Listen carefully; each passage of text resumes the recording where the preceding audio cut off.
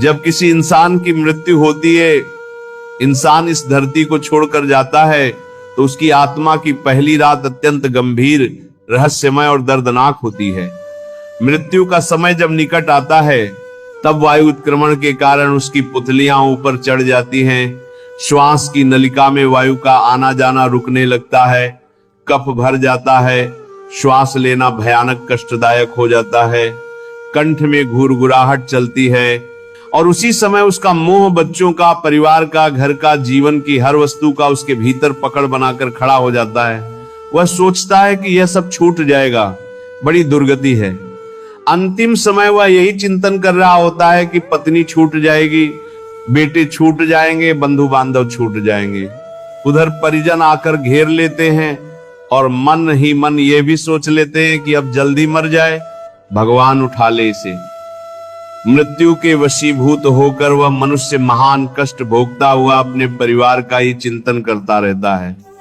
वह मूढ़ हो जाता है, विवेक काम नहीं करता। इतनी पीड़ा में वह यह भी नहीं सोच पाता कि अंतिम समय बस एक बार कृष्ण बोल दे, राधा बोल दे, तो काम बन जाए। उसी समय यमदूत प्रकट होते हैं, भयंकर रोषयुक्त नेत्र वाले, जिनको देखकर पेशाब भी छूट जाए, इतना भयानक स्वरूप उनका होता है। मरने वाले की सोच, उसकी लघु शंका सब छूट जाती है। देखने मात्र से भय के कारण मलमूत्र त्याग कर देता है। यमदूत उसे भयंकर यातना देते हुए उसके प्राणों को खींचते हैं। वह मार वही जानता है जिसके ऊपर पड़ती है। बाहर बैठे लोग समझ क्या पाते हैं, एक बार भी कोई नाम नहीं बोल पाते। अगर एक बार भी राधा बोल दे तो यमदूत भाग जाते और वो बच भी सकता है। पर यह सौभाग्य उसी को मिलता है जिसने जीवन में कहीं ना कहीं धर्म किया हो, भगवत आश्रय लिया हो। जैसे किसी घोर अपराधी को सिपाही बांध कर ले जाते हैं, उसी प्रकार रस्सी में बांधकर बलात् उसे यमलोक की लंबी यात्रा कराई जाती है। रास्ते में मार पड़ती है, उसे भयंकर प्यास लगती है पर पानी नहीं दिया जाता। तपती हुई भूमि पर चलाया जाता है, कुत्ते नोचते हैं, भूख प्यास से व्याकुल हो जाता है। जिसने जीवन में किसी की भूख नहीं मिटाई, उसे वहां भोजन नहीं मिलता। जिसने किसी को पानी नहीं पिलाया, उसे एक बूंद पानी भी नहीं मिलता। ये कर्म भूमि है, जैसा कर्म वैसा फल। दावानल जैसी दहकती भूमि पर उसे चलाया जाता है। जब एक कदम भी आगे बढ़ने की शक्ति नहीं रहती, वह मूर्छित हो जाता है। यमदूत मार मार कर चेतना में लाते हैं और फिर घसीटते हुए आगे बढ़ाते हैं। महान दुख, महान अंधकार, अत्यंत क्रूर यमदूत सब मिलकर उसे यमपुरी तक ले जाते हैं। कितनी दूरी? 99,000 योजन। ये कोई कहानी नहीं, कोई गप नहीं, यथार्थ विधान है। जैसे तिहाड़ जेल है, नहीं जानते तो क्या जानोगे। जैसा अपराधी वैसा दंड, वहां कोई दया नहीं, हृदयहीन शासक, हर कर्म का हिसाब। जैसे जिसने दूसरों का अन्न छीनकर खाया हो, उसे कोल्हू में पीसा जाता है, गन्ना नहीं, मनुष्य। कितना कष्ट जब आत्मा शरीर से अलग होती है। पहली रात एक अजीब सा खालीपन छा जाता है। अब आत्मा के पास शरीर नहीं होता। वह छूना चाहती है, बोलना चाहती है, लेकिन चाहकर भी कुछ नहीं कर पाती। उसके हाथ हवा में लटकते रहते हैं। वह अपने परिवार को पकड़ना चाहती है, लेकिन पकड़ नहीं पाती। घर का दृश्य अत्यंत पीड़ादायक होता है।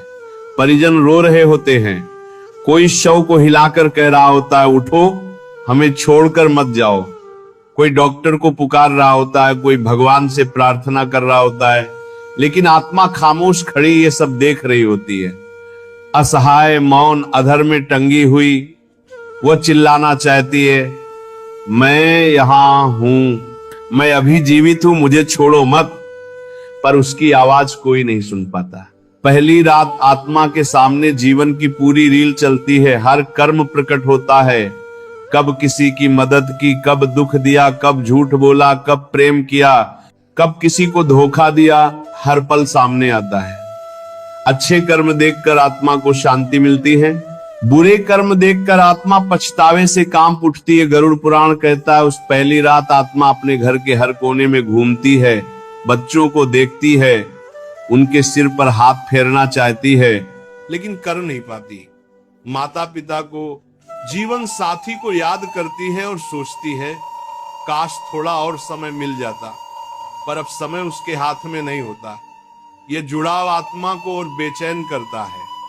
पहली रात का सबसे भयावह क्षण तब आता है जब यमदूत सामने खड़े होते हैं। उनका विशाल भयानक अग्निस्मान शरीर, अंगारों सी जलती आंखें, हाथ में मोटी रस्सी और हुक। पापी आत्माओं के लिए उनका आगमन तूफान की तरह होता है। आत्मा कांप उठती है, भय से सूक्ष्म शरीर थरथरा जाता है। पर जिन्होंने पुण्य किया हो, जिन्होंने भक्ति और दया की हो, उनके सामने वही यमदूत शांत स्वर में कहते हैं डरो मत, तुम्हारी यात्रा प्रारंभ होने वाली है, तैयार हो जाओ। फिर आत्मा को मार्ग दिखाया जाता है। ये साधारण मार्ग नहीं, कभी अंधकार में, कभी आग जैसा तपता, कभी बर्फ जैसी ठंड से कंपा देने वाला, कभी कांटों से भरा, हर कदम पर चुभन। पर जिन्होंने पुण्य किया उनके लिए ये मार्ग फूलों से सजा होता है। देवदूत आते हैं, पुष्प वर्षा करते हैं, प्रकाश का मार्ग दिखाते हैं। पहली रात का अंतिम पहर अत्यंत रहस्यमय होता है। जब पूरा घर गहरी नींद में होता है, आत्मा सबसे अधिक बेचैन होती है, अपने शरीर की ओर खींचती है, प्रियजनों को देखती है और सोचती है काश कुछ सांसें और मिल जाती। लेकिन नियति अटल है, समय पूरा होते ही आत्मा को जाना ही पड़ता है। पहली रात में आत्मा अपने कर्मों को देखकर पछताती है। अगले 11 दिनों तक बार बार भगवान को याद करती है। जिसे श्री विष्णु याद आते हैं, उसके मार्ग को स्वयं भगवान प्रकाशित करते हैं। इसीलिए सनातन धर्म में कहा गया है मृत्यु के बाद की पहली रात अत्यंत पवित्र होती है। परिवार द्वारा किया गया मंत्रोच्चार, दीपदान, नामस्मरण आत्मा को शांति देता है।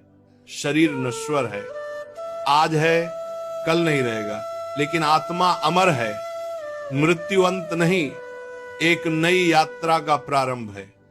गरुड़ पुराण कहता है जीवन में प्रेम करो, दया करो, किसी का दिल मत दुखाओ, क्योंकि वही कर्म हमारे अगले मार्ग का निर्धारण करेंगे। नाम जाप करो, केवल नाम जाप ही नरक की यातनाओं से बचा सकता है। धन दौलत कुछ साथ नहीं जाएगी, पति पत्नी बच्चे कपड़ा मकान सब यहीं छूट जाएगा, साथ केवल तुम्हारे कर्म जाएंगे। अंत में साथ देगा तो केवल नाम राधा राधा राधा।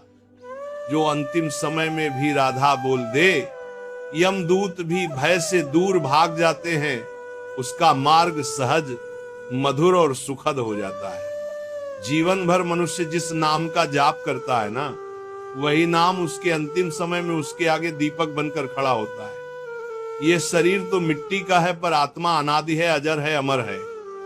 जब मृत्यु का क्षण आता है ना, तब ये शरीर धीरे धीरे शिथिल हो जाता है, पर आत्मा एकदम सजीव रहती है। उस समय मनुष्य का धन साथ नहीं जाता, रिश्तेदार साथ नहीं जाते, शरीर भी साथ नहीं जाता, केवल नाम जाता है। जब आत्मा देह छोड़कर निकलती है ना, तब एक क्षण ऐसा आता है जब जीव को लगता है अब मैं अकेला हूं, परंतु जिसने नाम का आश्रय लिया वह एक क्षण भी अकेला नहीं होता। वहां भगवान का करुणा स्वरूप उसे थाम लेता है। जैसे माता अपनी गोद में बालक को उठा ले, वैसे ही नाम जीव को उठा लेता है। इसलिए सिर्फ नाम ही बचा सकता है इस पीड़ा से। राधा राधा राधा राधा।